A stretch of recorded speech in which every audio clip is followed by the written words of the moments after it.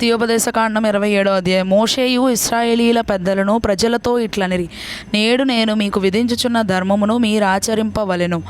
మీ దేవుడైన యెహోవా మీకిచ్చుచున్న దేశమున ప్రవేశించుటకు మీరు యోర్దాను దాటు దినమున మీరు పెద్దరాళ్లను నిలువబెట్టి వాటి మీద సున్నము పూసి, నీ పితరుల దేవుడైన యెహోవా నీతో చెప్పినట్లు నీవు నీ దేవుడైన యెహోవా నీకిచ్చుచున్న పాలుతేనెలు ప్రవహించు దేశమున ప్రవేశించుటకు నీవు ఏరు దాటిన తరువాత ఈ ధర్మశాస్త్ర వాక్యములన్నిటినీ వాటి మీద వ్రాయవలెను. మీరు ఈ యోర్దాను దాటిన తరువాత నేను నేడు మీకు ఆజ్ఞాపించినట్టు ఈ రాళ్లను ఏబాలు కొండ మీద నిలువబెట్టి వాటి మీద సున్నము పూయవలెను. అక్కడ నీ దేవుడైన యెహోవాకు బలిపీఠమును కట్టవలెను. ఆ బలిపీఠమును రాళ్లతో కట్టవలెను. వాటి మీద ఇనుప పనిముట్టు పడకూడదు. చెక్కని రాళ్లతో నీ దేవుడైన యెహోవాకు బలిపీఠమును కట్టి దాని మీద నీ దేవుడైన యెహోవాకు దహన బలులను అర్పింపవలెను. మరియు నీవు సమాధాన బలులను అర్పించి అక్కడ భోజనము చేసి నీ దేవుడైన యెహోవా సన్నిధిని సంతోషింపవలెను. ఈ విధికి సంబంధించిన వాక్యములన్నిటినీ ఆ రాళ్ల మీద బహువిశదముగా రాయవలెను.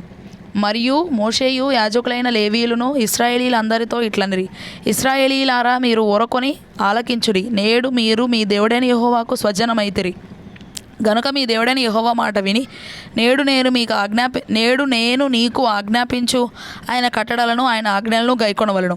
ఆ దినమందే మోషే ప్రజలకు ఆజ్ఞాపించినదేమనగా, మీరు యోర్దాను దాటిన తరువాత షిమ్యోను, లేవి, యూదా, ఇస్సాకారు, యోసేపు, బెన్యామీను గోత్రముల వారు ప్రజలను గూర్చి దీవెన వచనములను పలుకుటకై గెరిజీము కొండ మీద నిలువవలెను. రూబేను, గాదు, ఆషేరు, జబూలూను, దాను, నఫ్తాలి గోత్రముల వారు శాపవచనములను పలుకుటకై ఏబాలు కొండ మీద నిలువవలెను.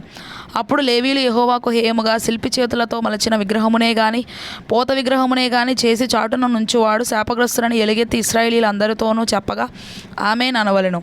తన తండ్రినైనను తన తల్లినైనను నిర్లక్ష్యము చేయవాడు శాపగ్రస్తులని చెప్పగా ప్రజలందరూ ఆమేన్ అనవలెను. తన పొరుగువాని సరిహద్దు రాయిని తీసివేయవాడు శాపగ్రస్తులని చెప్పగా ప్రజలందరూ ఆమేన్ అనవలెను. గుడ్డివాని త్రోవను తప్పించువాడు శాపగ్రస్తుడని చెప్పగా ప్రజలందరూ ఆమేన్ అనవలెను. పరదేశికే గాని తండ్రి లేని వానికే గాని విధవరాలికే గాని న్యాయము తప్పి తీర్పు తీర్చువాడు శాపగ్రస్తుడని చెప్పగా ప్రజలందరూ ఆమేన్ అనవలెను. తన తండ్రి భార్యతో శయనించువాడు తన తండ్రి కోకను విప్పినవాడు గనక శాపగ్రస్తుడని చెప్పగా ప్రజలందరూ ఆమేన్ అనవలెను. ఏ జంతువుతోనైనను శయనించువాడు శాపగ్రస్తుడని చెప్పగా ప్రజలందరూ ఆమేన్ అనవలెను. తన సహోదరితో తన తండ్రి కుమార్తెతో గాని తన తల్లి కుమార్తెతో గాని శయనించువాడు శాపగ్రస్తుడని చెప్పగా ప్రజలందరూ ఆమేన్ అనవలెను.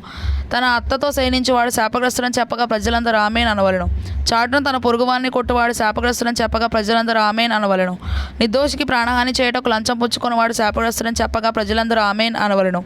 ఈ విధికి సంబంధించిన వాక్యములను గైకొనకపోవటం వల్ల వాటిని స్థిరపరచని వాడు శాపగ్రస్తుడని చెప్పగా ప్రజలందరూ ఆమేన్ అనవలెను.